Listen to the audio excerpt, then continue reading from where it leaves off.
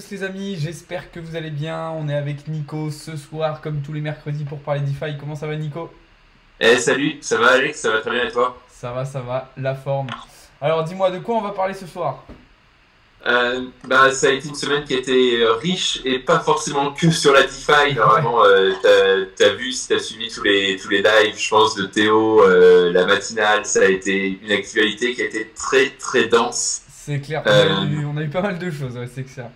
ouais, ça a été même un peu le bazar et plutôt en mode panique. Donc du coup, on va voir un peu ce que la panique a généré côté DeFi et comment la DeFi en fait arrive Ouais, à gérer ça, parce qu'il y a des implications en fait quand on passe de la partie centralisée à la partie décentralisée en fait. Et alors, mais on va pas parler comme ça, tu vois, on va pas demander le malheur des gens, mais en oui, général, quand ça se passe pas très bien sur la CeFi, sur la finance centralisée, en général, ça va mieux pour la DeFi. Parce que les gens se rendent compte que ça fonctionne différemment, c'est plus rassurant, donc il y a des bonnes choses. Donc on va faire le point un peu sur l'actualité et on fera un zoom après sur un token Liquidity qui est un des tokens décentralisés pour lequel ça a plutôt bien marché en fait pendant cette période-là. ok.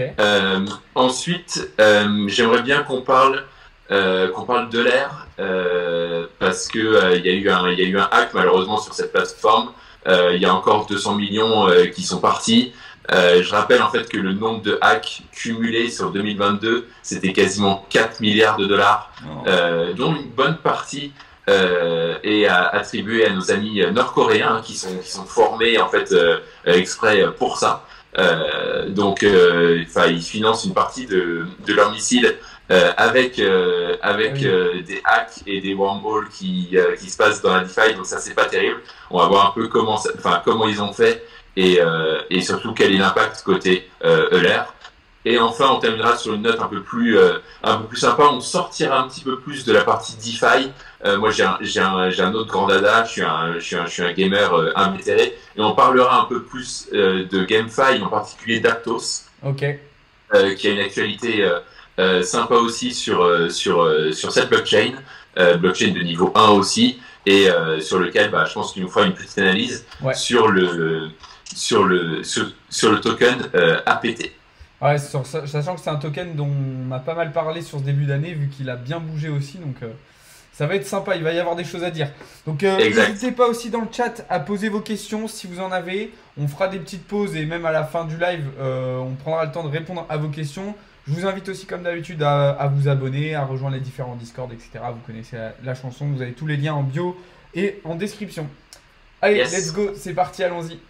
Cool, c'est parti. Je sais pas si tu projettes quelque chose. Ouais, Ouais, c'est c'est bon. bon, la diapo est là. Cool, cool. Parce que du coup, je la vois pas, mais pas de problème. Tu me Je fais diras, ouais. confiance. Je sais où on en est. Du coup, on peut se faire un petit point sur les DEX, donc les échangeurs décentralisés, les Decentralized Exchanges, pour lequel, forcément, en fait, sur cette semaine, en particulier le 11, enfin le 10-11 mars, le jour de la fameuse bank run, il y a une activité record sur les DEX. En particulier, on parle de Curve. Ouais, Donc Curve, l'échangeur décentralisé qui est spécialisé en stablecoin, et Uniswap pour tout le reste, qui trust à eux deux, je pense 90% des activités décentralisées. Uniswap a plus d'activités parce que forcément il y a eu beaucoup de mouvements BTC, ouais, WBTC et ETH, puisque c'est principalement sur Ethereum que ça se passe. Donc c'est du wrapped Bitcoin et de l'Ether ouais. qui est en général qui a été swappé pour des stablecoins, en particulier de l'USDT du coup, puisque c'était la panique sur l'USDC, Ouais, d'accord, le stablecoin de Circle, et tout le monde a essayé de basculer sur l'USDT, le Tether. exact.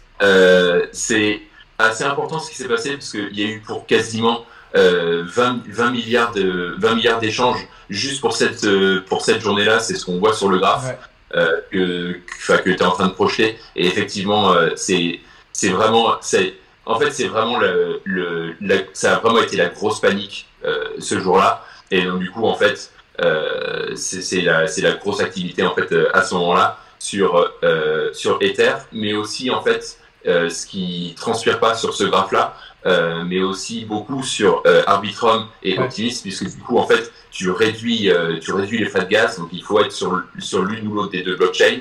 Mais en général, ces deux blockchains-là marchent aussi très fort pour réduire les frais de gaz. C'est une autre blockchain, donc du coup il faut quand même convertir, il faut quand même bridger d'Ethereum à Optimism ou à Arbitrum, mais en général, ces deux tokens-là fonctionnent très bien. Ce qui en fait montre quelque chose, et donc du coup, c'est pas une information que j'ai ici, mais en fait, ces quatre tokens-là, donc CRV pour Curve, Uni pour Uniswap, Arbitrum et Hop. Arbitrum, du coup, il n'y a pas encore de token. On pense qu'il y aura un airdrop, mais bon, c'est pas encore fait. Et Hop, forcément. En fait, ces trois tokens-là plus ETH forcément pour payer les frais de gaz. En fait, c'est des moments où il y a des pics d'activité et où forcément en fait ces jetons ils sont énormément brûlés pour payer en fait tous les frais de transaction. Donc c'est assez important. C'est des moments où en fait le malheur des uns, le malheur des uns fait un peu le bonheur des autres. C'est-à-dire que pendant ce temps-là en fait il y a une grosse activité. Le BTC s'est envolé pendant cette crise de panique. Ça entraîne le BTC c'est quasiment 40% de la market cap globale de toutes les cryptos, donc ça entraîne toutes les autres cryptos avec elle. Et donc du coup en fait c'est très bon pour nous en tant qu'investisseurs crypto et grands amateurs de DeFi évidemment. C'est ça. Ouais, pour résumer, comme tu dis, de toute façon, ça marche un peu toujours comme ça. Quand il y a des perdants, il y a des gagnants de l'autre côté. Quand il y en a qui souffrent d'une situation et il y en a qui en profitent forcément de l'autre. Donc, ok, très intéressant. Exact. Si tu vas sur la slide d'après, parce que je voulais juste refaire le petit parallèle quand on dit le malheur des uns fait le bonheur des autres. Comme tu vois, en fait, il y a eu on voit les trois pics d'activité.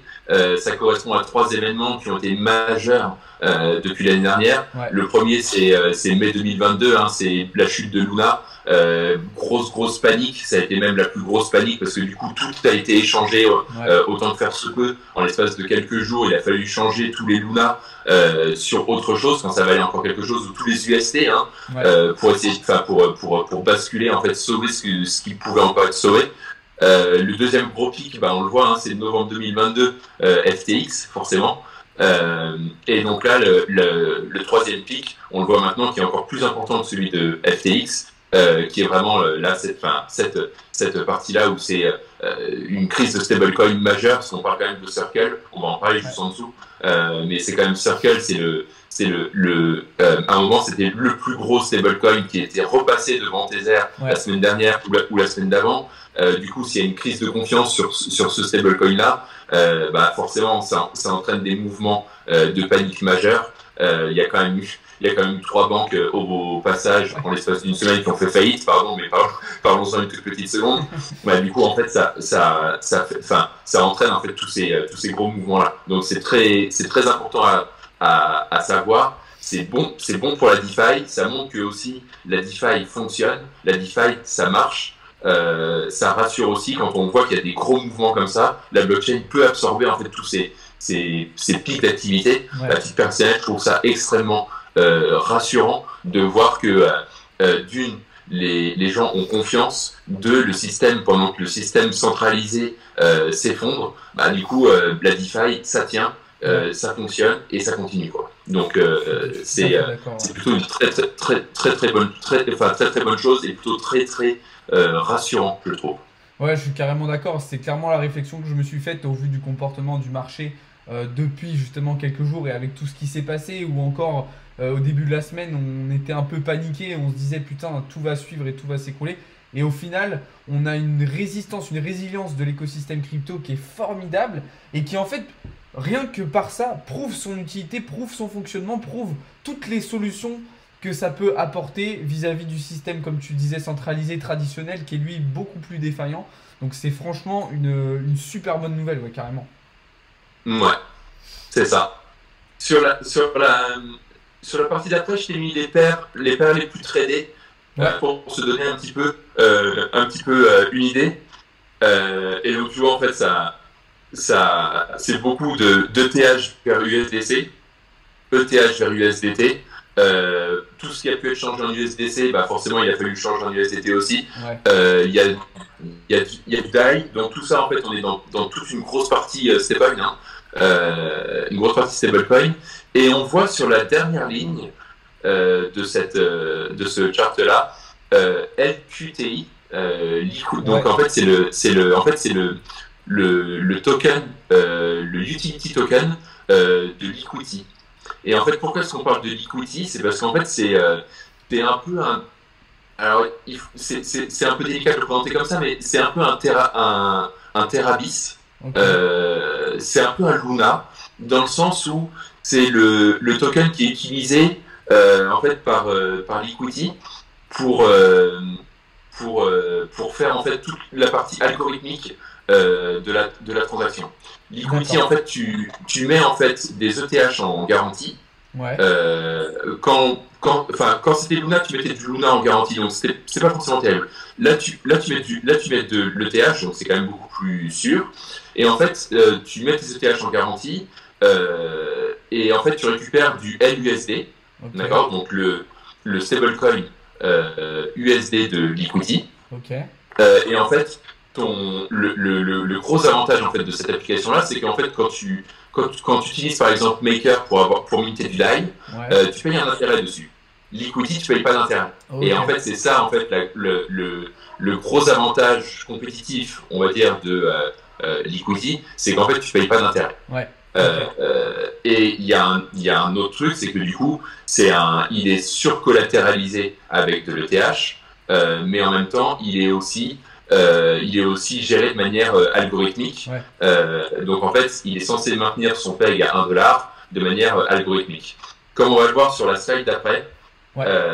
C'est un peu difficile. Avant qu'on passe à cette slide-là, je voulais juste montrer en fait le pic de nouveaux wallets et de nouveaux comptes qui ont été créés pendant cette fameuse bank run. En fait, il y a eu beaucoup de LUSD qui a été minté. Ouais. Et en fait, ça a entraîné en fait beaucoup de création d'adresses de wallets côté Liquidity, parce qu'en fait, ça a été perçu à ce moment-là comme une bonne alternative à l'USDT, pour lequel on a toujours du mal à avoir confiance. Les audits sont jamais très clairs avec Tether. BUSD, ben, on sait que c'est down parce que de toute façon ils arrêtent de minter, donc c'est plus vraiment une solution de repli. On commence à être un peu à court de solutions de repli, et donc du coup LUSD à ce moment-là a été la bonne solution, perçue comme une bonne solution par la plupart des investisseurs. Et donc du coup en fait le token LQTY, le token de Liquidity a du coup décollé pendant ce temps-là, en fait, pendant ces quelques jours où ça a été vu comme étant une bonne solution. Ok.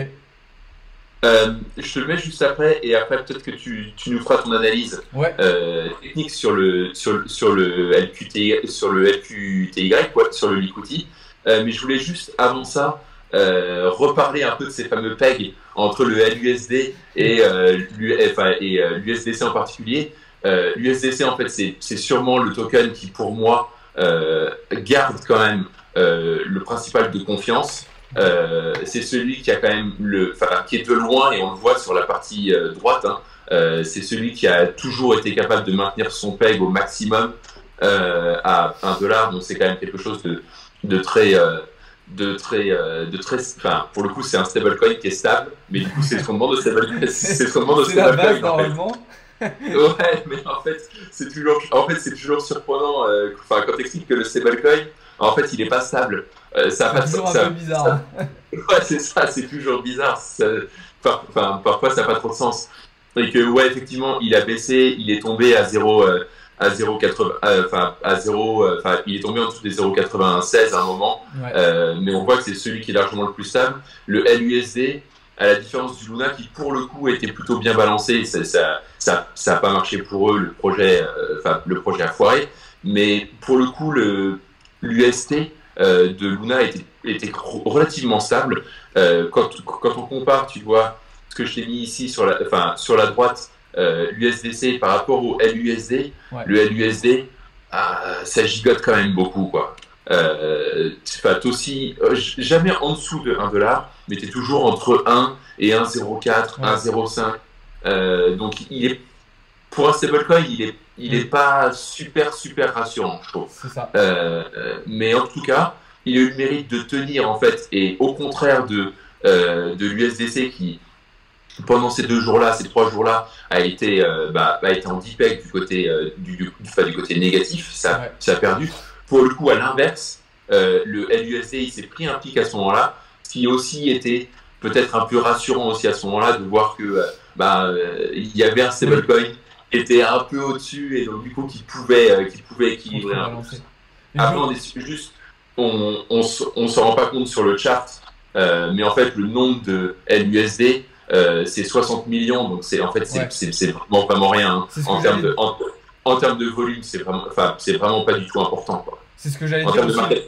Ouais, c'est ce que j'allais dire aussi, le fait que ça soit si peu entre guillemets, ça peut expliquer le fait que le stablecoin ait un peu plus de difficulté à se maintenir à un niveau très horizontal, contrairement à USDC où là on a des volumes plutôt une market cap comme tu l'as dit qui est énormissime à l'échelle de les cryptos, qui du coup permet justement plus facilement cette stabilité. C'est ça. En fait, il y a quasiment 3-0 d'écart. Hein. La market cap du LUSD, c'est 60 millions. Quand l'USDC, c'est facilement 60 milliards. Ça oscille un peu, mais en général, c'est facilement 60 milliards. Donc, effectivement, c'est plus facile de rééquilibrer sur 60 milliards. Tu as beaucoup plus de. Le fait que tu aies beaucoup plus d'échanges, ça aide beaucoup. Ça aide en fait à faire ce fameux équilibre. C'est ça. Et juste pour finir là-dessus, c'est vrai que globalement, même les autres stablecoins, je voyais l'USDT aussi, eux aussi ont eu un pic du coup inverse, ont eu un DPEG mais du coup positif, un petit peu comme le LUSD, au moment où l'USDC était en galère totale, quoi. Ouais. Ok, alors on va passer désormais du coup à une petite analyse du token dont on parlait juste avant. Alors pas du LUSD, je ne vais pas analyser un stablecoin évidemment, mais on va regarder le token du coup donc LQTY, il se nomme de cette manière-là. C'est un token sur lequel vous voyez on n'a pas forcément, comme les tokens souvent qu'on regarde, on n'a pas forcément une très grosse lisibilité dans le passé. C'est des tokens qui ont été listés relativement récemment. Là, c'est un token qui montre quand même des signes de force très intéressants, avec des très bonnes performances. Un nouvel ATH qui a été touché justement ces derniers jours, du fait de ce qu'on a dit juste avant. Et là, il est revenu s'appuyer sur un support et il a très bien réagi dessus. La charte est vraiment bullish. Pour ceux qui veulent faire un petit peu de spéculation sur ce genre de token, bien que ça reste très risqué, parce que encore une fois, on l'a dit, il y a des petites market cap, donc c'est très très volatile. On est pour moi sur un prix d'entrée plutôt intéressant, dans l'optique où on aurait une DeFi qui continuerait à être très très active comme elle l'a été sur ces derniers jours. Ça peut potentiellement être un prix d'entrée plutôt intéressant. Maintenant, à long terme, évidemment, ça peut être un token aussi qu'il va falloir surveiller, comme on le dit généralement, quand on a des projets comme ça qui sont intéressants, ça peut toujours être bien de garder un œil sur ce genre de choses. Mais même sur du moyen terme, vous voyez que là on est sur une charte en H4, on vient de s'appuyer sur un support, alors évidemment on va attendre la clôture, mais ça peut être positif pour l'avenir et pourquoi pas un rebond pour aller repartir, chercher une découverte de prix et potentiellement un nouvel ATH. Voilà ce qu'on pouvait dire sur ce token. Et évidemment je précise que c'est pas du conseil d'investissement. Cool. Est-ce qu'on passe à la suite? Let's go. Yes.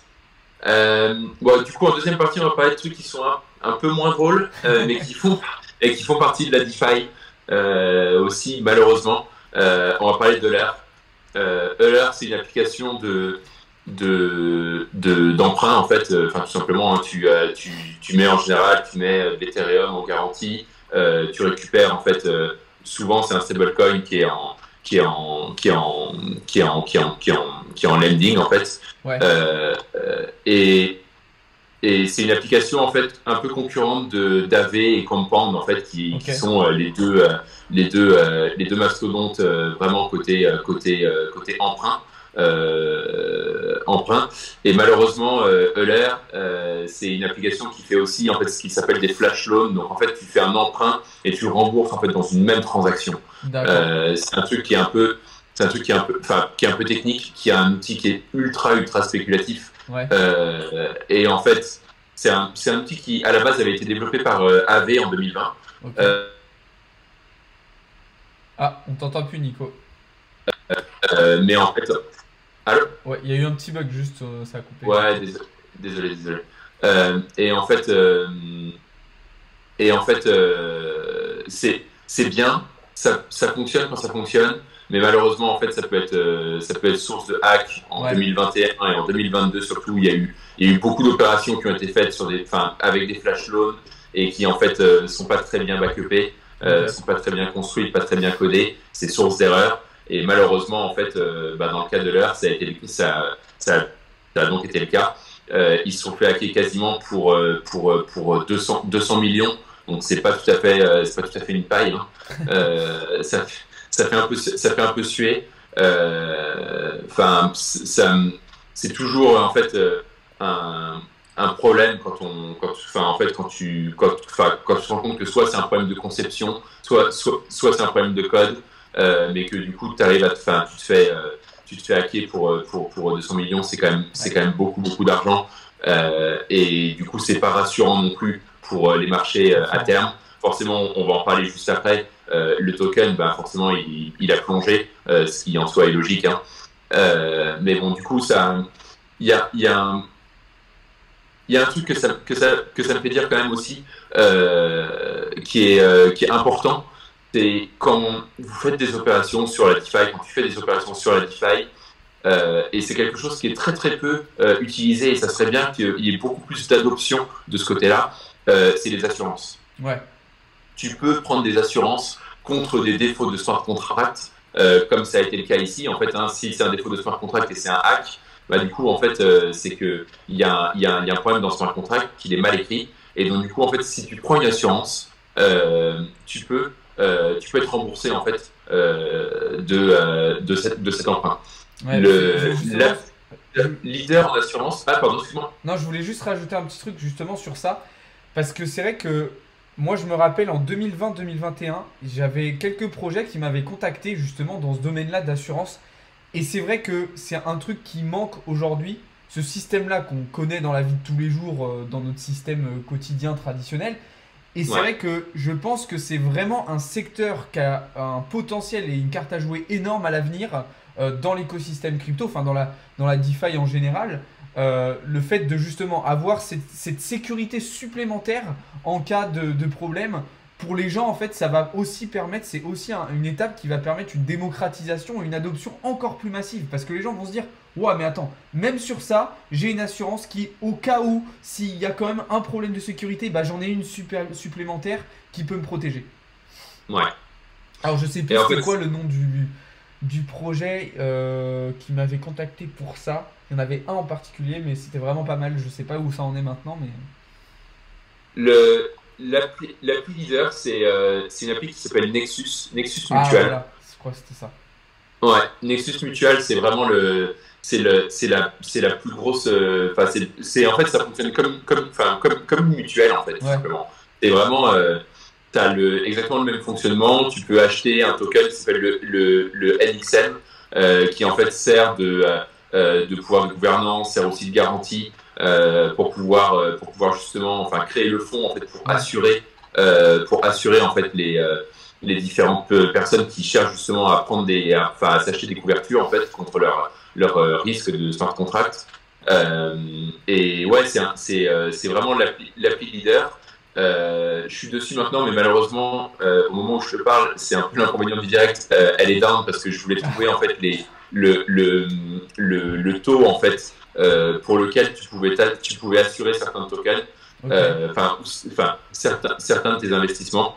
Euh, le taux minimal de mémoire, c'est 2,5% ok, pour les très grosses applications, pour AV, pour Compound, pour les très grosses applications, celles qui ont déjà passé un bear market, celles qui ont déjà des ouais, milliards en TVL.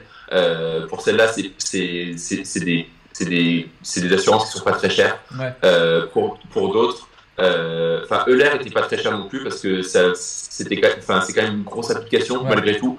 Donc c'était relativement peu cher et donc du coup ça valait le coup peut-être à ce moment-là. Alors après, enfin il faut pas non plus espérer que ça arrive. Normalement, tu achètes une assurance, mais tu espères que tu n'auras pas trop à t'en servir. Mais pour le coup, à 2,5 ou 3, tu vois, 2,5 ou 3%, en fonction de ce que tu as mis, si tu as mis une grosse somme, c'est toujours une bonne chose de penser en fait à s'assurer.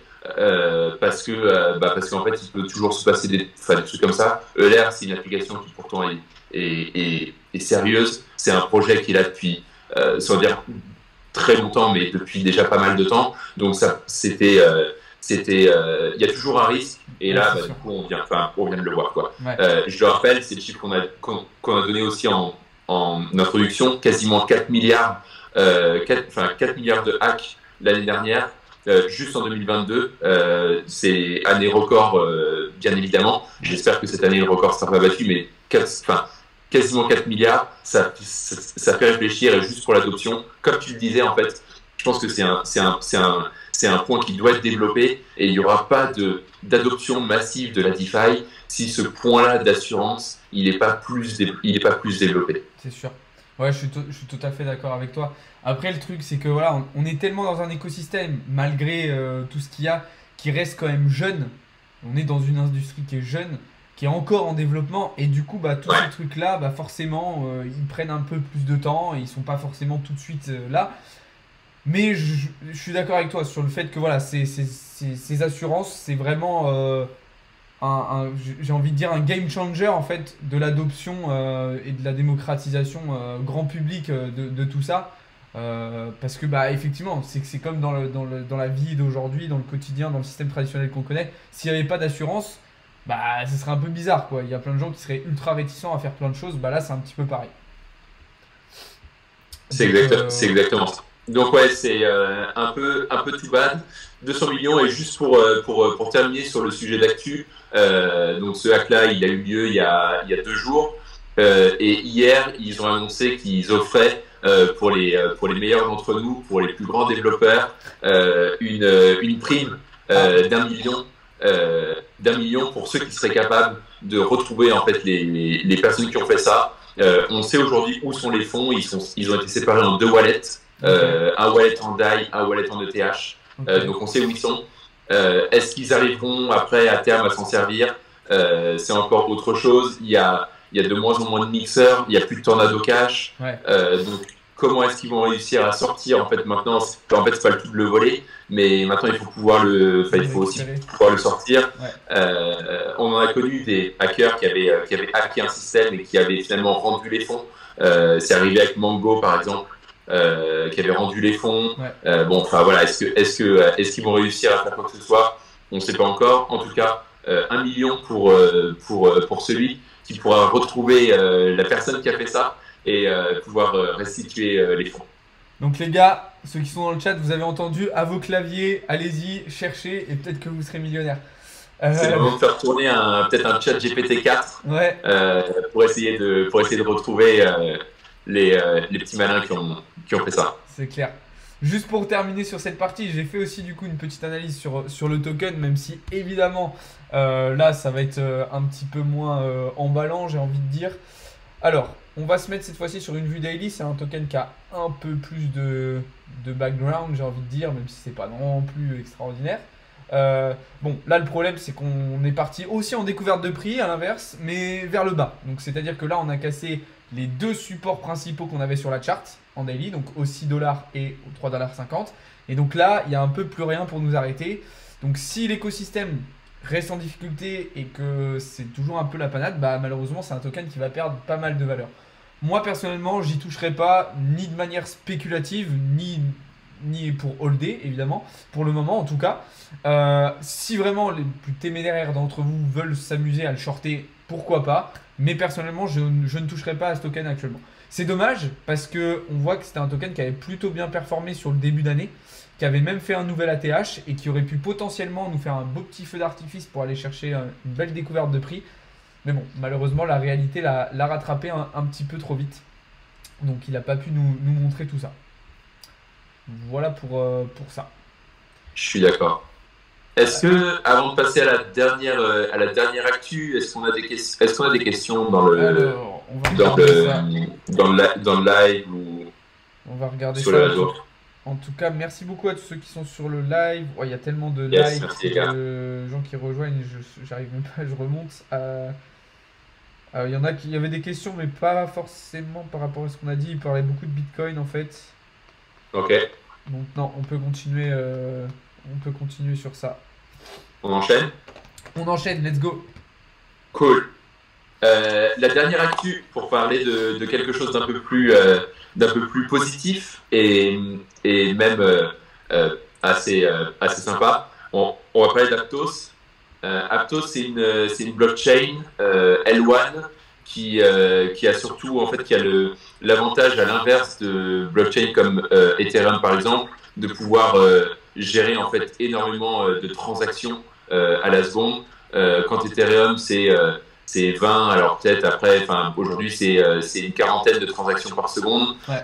Aptos c'est en gérer 150 000, donc on est plus du tout sur les mêmes ordres de grandeur. Alors après il faudrait peut-être reparler du triangle de scalabilité, comment est-ce que la centralisation se passe, etc. Comment est-ce que ça fonctionne au niveau de la sécurité. Mais là, enfin, c'est encore un autre sujet. Ce qui est intéressant en fait pour une blockchain qui a autant de transactions par seconde, qui peut en gérer autant, c'est que du coup en fait tu peux avoir beaucoup d'interactions Ouais. et c'est très intéressant en fait pour la partie plus on va dire B2C, vraiment plus grand public parce que du coup en fait tu peux avoir un nombre de transactions géré très important.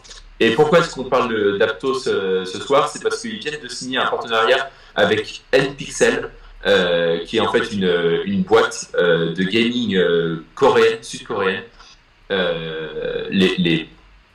Les bons Coréens, pardon, mais je vais le dire comme ça. Je vais le dire comme ça. Les Coréens gentils, ceux qui sont intéressés en fait par faire de l'argent et en général et NPixel fait beaucoup d'argent parce qu'ils font des jeux, ils font des très bons jeux. Et en même temps, Aptos, du coup, du fait de ce partenariat, a dévoilé aussi un nouveau SDK, donc un Software Development Kit, qui permet en fait aux développeurs de coder en fait des jeux beaucoup plus facilement et beaucoup plus rapidement. Ok. Et donc du coup en fait ce partenariat-là, avec le fait qu'ils aient dévoilé ce nouveau SDK, c'est un peu peut-être spéculatif, mais comme on dit, buy the rumor, sell the news.